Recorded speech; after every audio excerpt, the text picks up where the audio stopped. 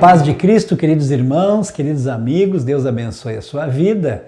Mais um vídeo da nossa série Milagres de Jesus, aqui da nossa Igreja Assembleia de Deus de Gramado, AD Várzea Grande Gramado, muito feliz. E hoje falando sobre o milagre, a cura do servo do centurião, que está no texto bíblico de Mateus, capítulo 8, versículo 5 em diante, que nos diz assim a palavra de Deus.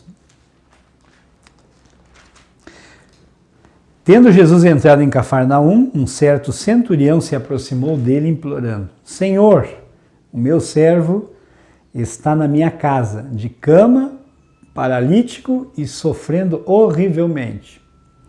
Jesus lhe disse: Eu vou lá curá-lo. Mas o centurião respondeu: Senhor, não sou digno de recebê-lo em minha casa, mas apenas mande com uma palavra e o meu servo será curado.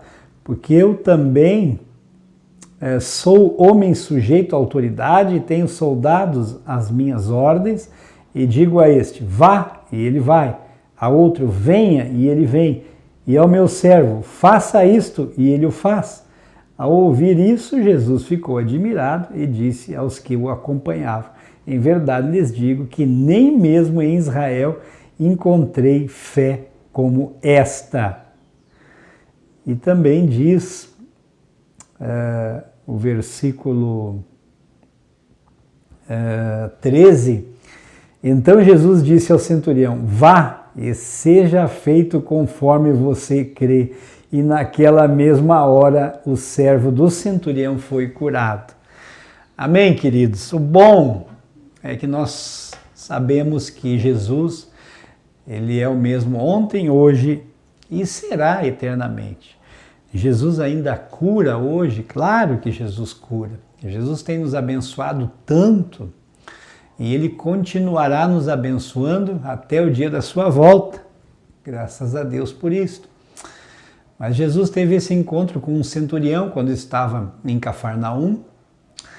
E quem é um centurião? Para quem não sabe, o centurião é aquele que cuida de uma centúria, ou seja, de 100 soldados, no caso ali, no texto, soldados romanos, né?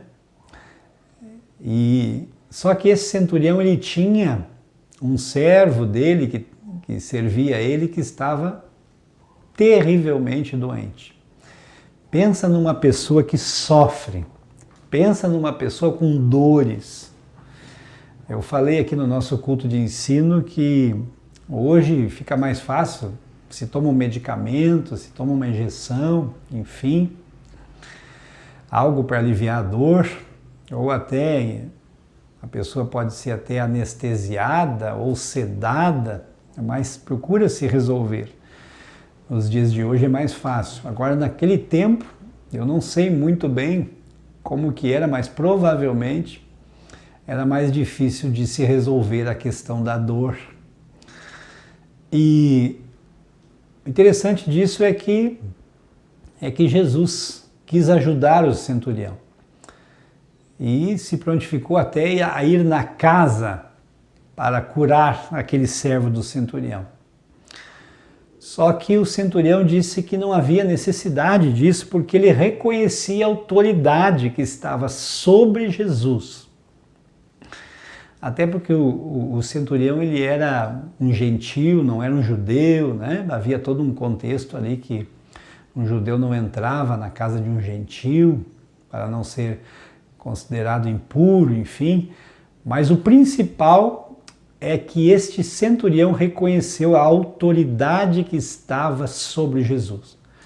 Quando nós reconhecemos a autoridade que está em Jesus, as coisas, as dificuldades, as dores, os problemas na nossa vida podem começar a mudar, e mudar muito. Agora no versículo 9, que nós já lemos, aquele centurião, ele reconhece a autoridade de Jesus e ele diz, olha, Jesus é o seguinte, porque eu sou um homem sujeito à autoridade.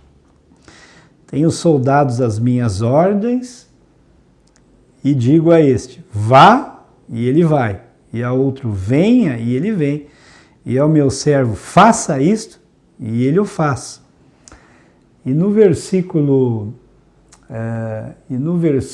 8, o centurião diz: olha, Jesus, eu sou homem também sujeito à autoridade. Eu sou homem também sujeito à autoridade.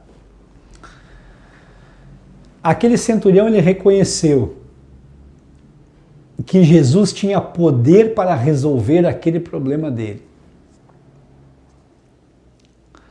Só que ele entendeu, conforme ele servia autoridades superiores a ele, imperador, por exemplo, e assim vinha,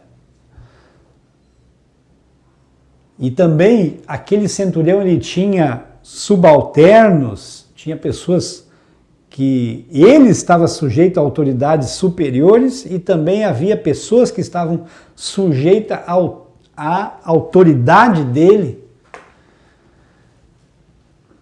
E ele reconhece a autoridade de Cristo Jesus, que está acima de tudo e de todas as coisas. Isso é muito importante. A autoridade que o centurião reconhece em Jesus é a chave aqui de todo o texto bíblico. E ele reconhece que Jesus tinha autoridade também sobre a doença que estava afligindo o seu servo naquele momento. E isto agrada a Jesus, de forma que o texto bíblico diz que Jesus ficou admirado e contou para os outros: olha, o bom é se outras pessoas também crescem desta forma, crescem desta maneira. Mas não é assim. Mas o centurião creu. Uma das coisas que afasta Jesus é a incredulidade.